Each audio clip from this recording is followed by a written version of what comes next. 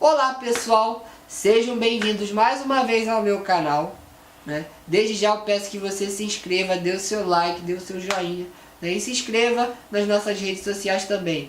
Nossa página no Facebook é facebook.com/pregafé, nosso Instagram @pregafé e o meu Instagram pessoal @heron.santos.92, né? Siga-nos lá tem todas as informações a respeito do nosso canal, enfim. E divulgue esse vídeo com seus amigos, divulgue seu vídeo para a sua igreja, enfim. Nosso trabalho aqui é pregar o evangelho através das redes sociais, né? Falar de Deus também nas redes sociais, beleza? Bem, gente, eu quero falar com vocês a respeito de uma história bíblica muito interessante que tem falado muito ao meu coração nesses dias, nessas últimas 3 ou 4 semanas para cá. Em 1 Reis capítulo 19, né, que é um capítulo bíblico muito conhecido, né, que nós temos aqui, nós temos a história de Elias, né, que Elias ele foge de Jezabel, né, em depressão, se esconde numa caverna e tal. Mas tem uma outra parte dessa história, né, onde Deus vai lá atrás de Elias, pergunta a Elias, o que você está fazendo aqui? Né, o que você faz aqui? Elias diz, eu tenho sido zeloso, para mim chega, não dá mais, tal. E Deus ele dá uma comissão para Elias. Tá bom, Elias, vou te dar mais 3 tarefas e depois acabou, né? Você vai ungir Jeú, filho de Nício, para ser rei de Israel. Você vai ungir Azael, rei da Síria, né? E vai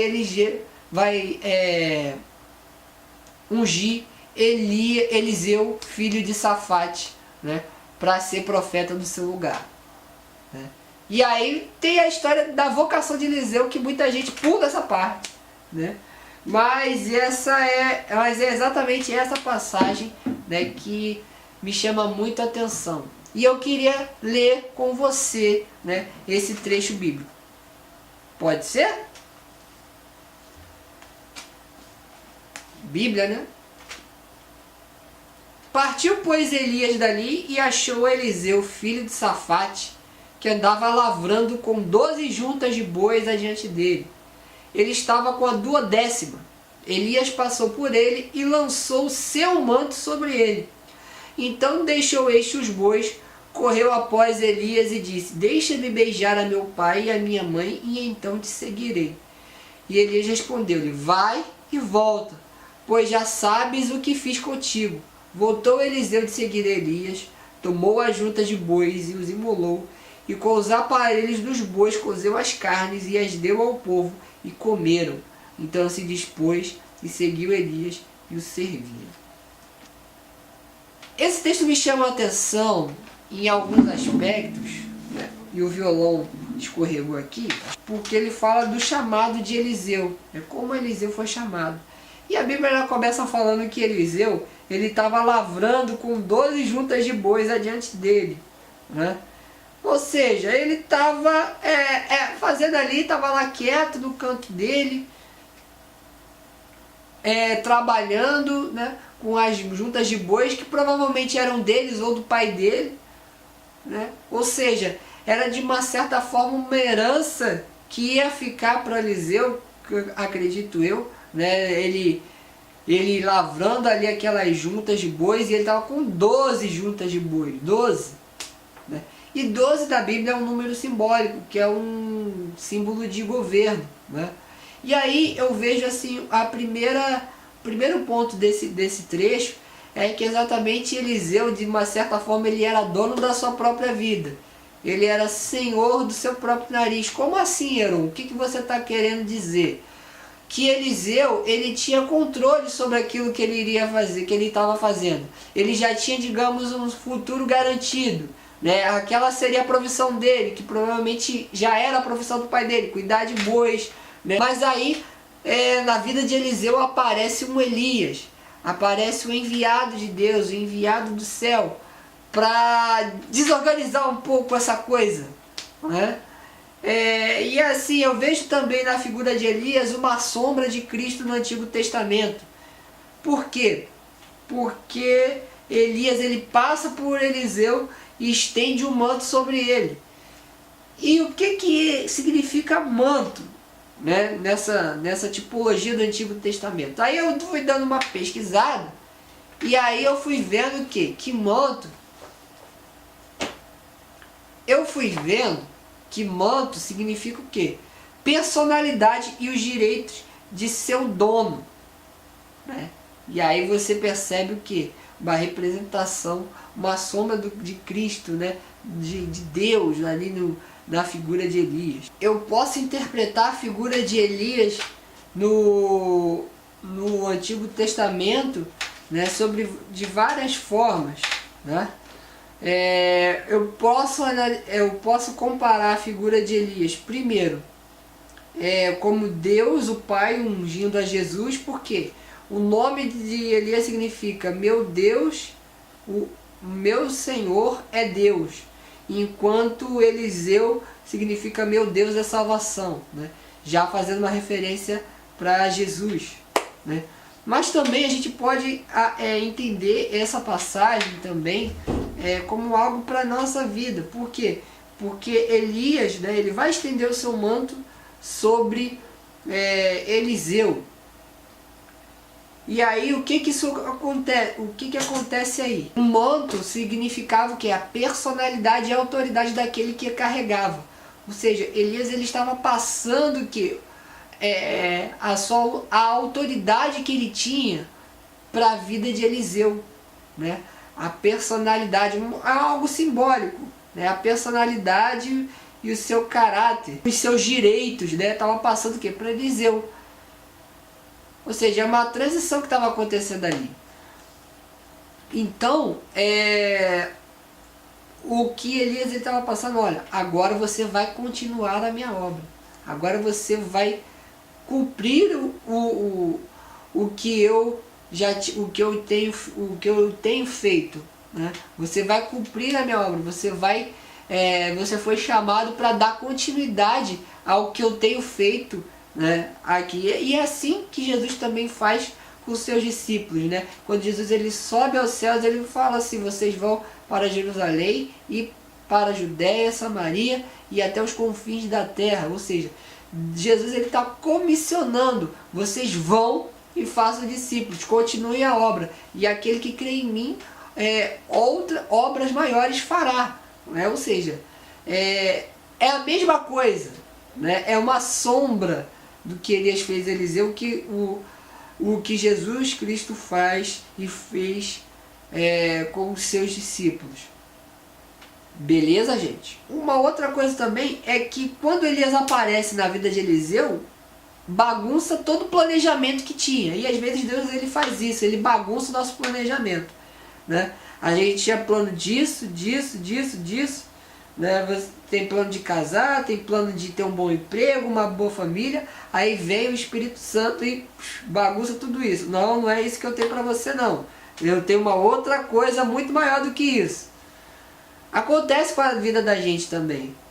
E a gente não espera, às vezes a gente fica achando, nossa, a gente fica triste, meus planos, meus projetos, mas quem está disposto a servir a Deus tem que estar preparado para esse tipo de coisa acontecer, porque, como diz na palavra de Deus em Provérbios, há caminhos que para o homem parecem bons, mas no final são caminhos de morte.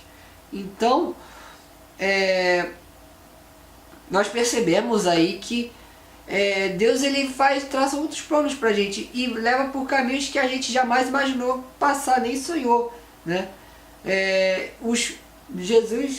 Deus ele fala em Isaías capítulo 55 que os pensamentos dele são mais altos que os nossos pensamentos e que os seus caminhos são mais altos que os nossos caminhos. Então, se Deus está te levando por algum caminho, né, por algum caminho que você não tinha planejado, né, por algo que você não esperava que acontecesse, olha, siga por esse caminho, porque mesmo que esse caminho seja mais difícil, mas com certeza você vai ser mais feliz seguindo o caminho de Deus, mesmo que passe por privações e problemas. Mas o caminho de Deus é sempre melhor que os nossos caminhos, né? Porque os caminhos de Deus são caminhos de vida, mas os caminhos do homem podem levar à morte. E aí tem aquela parte o quê? De queimar as carroças, queimar os bois, matar os bois, sacrificar os bois, né? Que aí eu acho essa parte sensacional. Todo o sustento, todo o projeto de vida que ele tinha, todo o planejamento, tudo aquilo que parecia para Eliseu, né, o mais correto, o mais bonitinho, o plano que estava tudo traçadinho, bonitinho, tudo bem calculado, né? E aí ele se desfaz desse projeto, né? E o mais curioso é que ele não manda ele queimar nada, né? Ele mesmo percebe que tem que se desfazer desses projetos, tem que se desfazer das suas ambições pessoais por uma causa maior, por uma causa do reino, né? Pela causa do reino de Deus. Eliseu, ele percebe isso e não, olha, eu vou deixar isso para trás, eu preciso deixar isso para trás, porque eu preciso prosseguir. E para onde eu vou, eu não posso olhar para trás. Aquele que mete a mão no arado, ele não olha para trás, ele olha para frente, né? Então o que Eliseu vai fazer? Ele quer se desfazer daquilo que prende ele. Então ele pede: deixa pelo menos eu me despedir dos meus pais, né? E eu vou te seguir. Mas esse lance de se despedir dos pais também tem uma outra simbologia na cultura do Oriente Antigo. Elias, ele queimou as carroças, né? Se despediu dos pais, queimou as carroças, queimou as juntas de boi, tudo aquilo que poderia atrapalhar ele a seguir o chamado do Senhor. Isso é muito lindo, porque a entrega de Eliseu, quando ele se desfaz dessas coisas, isso abençoa muita gente. Lembrando que nos capítulos anteriores do livro de 1 Reis, você percebe que Israel estava passando por um tempo de seca. Deus havia mandado chuva, né, ter feito um milagre ali, né, mas o povo de Israel estava ainda em processo de recuperação de um período de 3 anos e meio de seca. Então, ainda, com certeza naquela época, ainda havia pessoas ainda que estavam tentando recuperar essa economia, né, a vida em torno da agricultura, porque a cultura daquela época das pessoas ali do Oriente Médio era principalmente a agricultura, que era o que sustentava a base econômica ali do povo de Israel, era a agricultura. Então, né, você percebe que o que Eliseu estava fazendo quando ele foi chamado? Estava lavrando, né, preparando a terra para plantar, né? Ou seja, ainda tinha pessoas ainda que estavam passando necessidade ali, estava em processo de recuperação. E aí ele queima aqueles carros de boi, se despede de seus familiares, amigos, queima os carros, mata os bois e digamos que faz um grande churrascão ali. E ele acaba abençoando outras pessoas ali que com certeza as pessoas ainda estavam se recuperando da grande fome que Israel tinha passado durante aquele período de 3 anos e meio. Então você percebe que através da nossa entrega, né, quando a gente se dispõe, corre em direção ao chamado de Deus, essa entrega vai abençoar outras pessoas, né? A gente não sabe quem foram essas pessoas que foram abençoadas, mas isso abençoa vidas. A nossa entrega, o nosso derramar diante do Senhor abençoa outras pessoas. E era aqui que Eliseu estava sendo instrumento, já antes mesmo de começar o ministério, né, ele já estava abençoando outras pessoas. Eliseu, ele era um cara que, com certeza, ele era um homem temente a Deus, que honrava seus pais e não tinha problema nenhum em servir. Ele serviu quando ele cozeu as carnes de boi, deu-as para o povo, né? E ele serviu Elias, né? Serviu Elias no ministério profético, enquanto ele andou, foi aprendiz de profeta, digamos assim, né? E principalmente servo do Deus vivo, fazendo aquilo que Deus ordenara para ele. Então você percebe que Eliseu, ele se dispôs, ele se entregou de corpo e alma, ele entrou de cabeça no chamado do Senhor, né? E assim que é conosco, nós temos que ter essa mesma fé, essa mesma crença, que mesmo quando a gente não quando a gente tem que abrir mão da nossa segurança, da nossa zona de conforto, das nossas certezas e convicções para a causa do reino, a gente tem que entender que nós seremos mais felizes quando a gente se entrega de fato para Deus. E confiamos que Ele vai fazer a obra e que Ele é que está cuidando da gente. Eu particularmente nesses últimos dias tenho aprendido muito que Deus ele tem cuidado de mim, até das mínimas coisas, né? Seja para suprir as minhas necessidades, de pagar as contas, determinadas contas aqui, né? Seja com outras necessidades, até de pegar um ônibus, gente. Vocês não têm ideia de como é que Deus tem cuidado de mim nas pequenas coisas. Então, siga o caminho de Deus, né? Quando Deus chamar, não hesite, vai.